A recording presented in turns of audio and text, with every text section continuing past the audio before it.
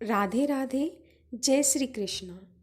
धर्मराज युधिष्ठिर ने भगवान श्री कृष्ण से पूछा, हे भगवान, आप मुझे उत्पन्ना एकादशी की व्रत कथा सविस्तार पूर्वक बतलाइए, मैं उसे सुनना चाहता हूँ। तब भगवान श्री कृष्ण बोले, मार्गशीर्ष माह के कृष्ण पक्ष में आने वाली इस एकादशी को उत्पन्ना एकादशी कहा जाता है। यह व्रत शंखोद्धार तीर्थ में स्नान करके भगवान के दर्शन करने से जो फल प्राप्त होता है उसके बराबर पुण्य मिलता है। व्रत करने वाले भक्त को चोर, पाखंडी, पर स्त्रीगामी, निंदक, मिथ्याभासी तथा किसी भी प्रकार के पापी से बात नहीं करनी चाहिए। इसका महात्म्य मैं तुमसे कहता हूँ, ध्यान पूर्वक सुनो। युधिष्ठिर कहने लगे कि हे भगवान, आपने हजारों यज्ञ और लाख गोदान को भी एकादशी व्रत के बराबर नहीं बताया, सो यह तिथि सब तिथियों से उत्तम कैसे हुई, बतलाइए। भगवान कहने लगे, हे युधिष्ठिर, सतयुग में मुर नाम का दैत्य उत्पन्न हुआ था। वह बड़ा बलवान और भयानक था। उस प्रचंड दैत्य ने इंद्र, आदित्य, वसु, वायु, अग्नि आदि सभी देवताओं को पराजित करके भगा दिया। तब इंद्र सहित सभी देवताओं ने भयभीत होकर भगवान शिव से सारा वृतांत कहा और बोले, हे कैलाशपति, मुर दैत्य से भयभीत होकर सब देवता मृत्युलोक में फिर रहे हैं।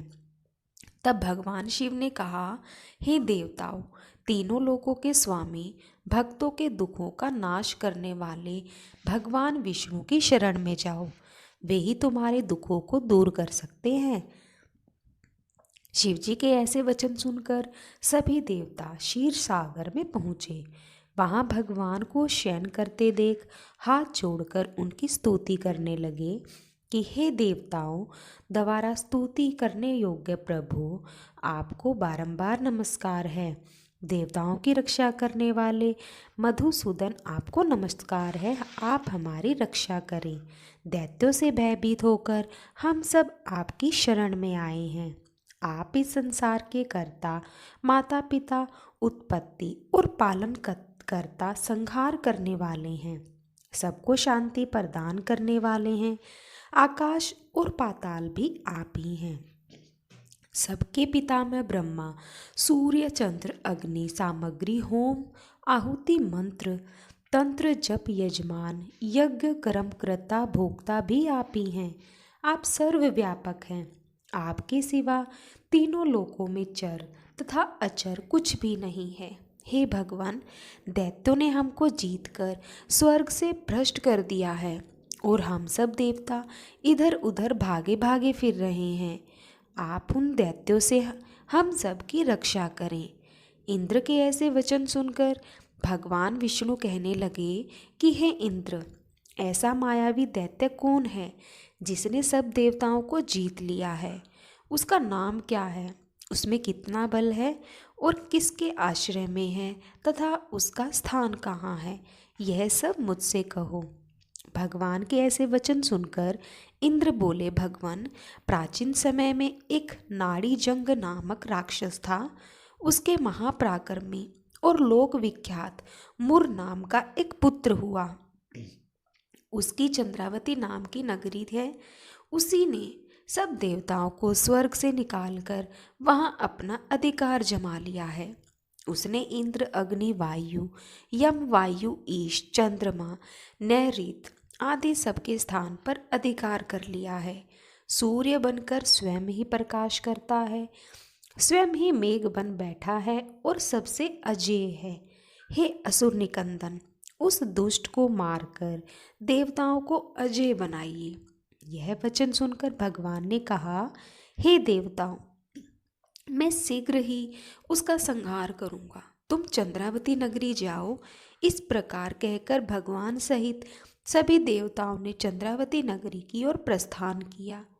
उस समय जब दैत्य मुर सेना सहित युद्ध भूमि में गरज रहा था, उसकी भयानक गर्जना सुनकर सभी देवता भय के मारे चारों दिशाओं में भागने लगे।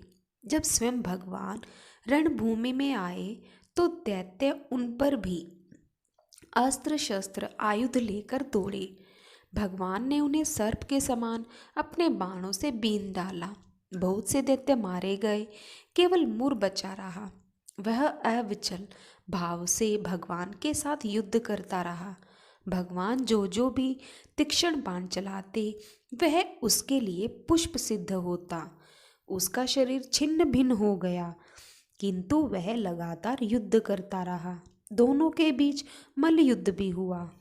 10,000 वर्ष तक उनका युद्ध चलता रहा, किंतु मुर नहीं हारा। थककर भगवान बद्रिकाश्रम चले गए। वहाँ हेमवती नामक सुंदर गुफा थी। उसमें विश्राम करने के लिए भगवान उसके अंदर प्रवेश कर गए। यह गुफा 12 योजन लंबी थी और उसका एक ही द्वार था। भगवान विष्णु वहाँ योग निद्रा की गोद में सो गए। मुर भी पीछे पीछे आ गया और भगवान को सोया देखकर मारने को उद्यत हुआ। तभी भगवान के शरीर से उज्ज्वल कांति में रूप वाली देवी प्रकट हुई।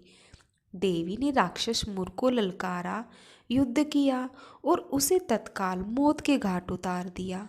श्रीहरि जब योग निद्रा से की गोद से उठे तो सब बातों को जानकर उस देवी से कहा कि आपका जन्म एकादशी के दिन हुआ है, अतः आप उत्पन्ना एकादशी के नाम से पूजित होंगी। आपके भक्त वही होंगे जो मेरे भक्त हैं। जय श्री हरि। कथा पसंद आई हो तो लाइक जरूर कीजिएगा। राधे राधे।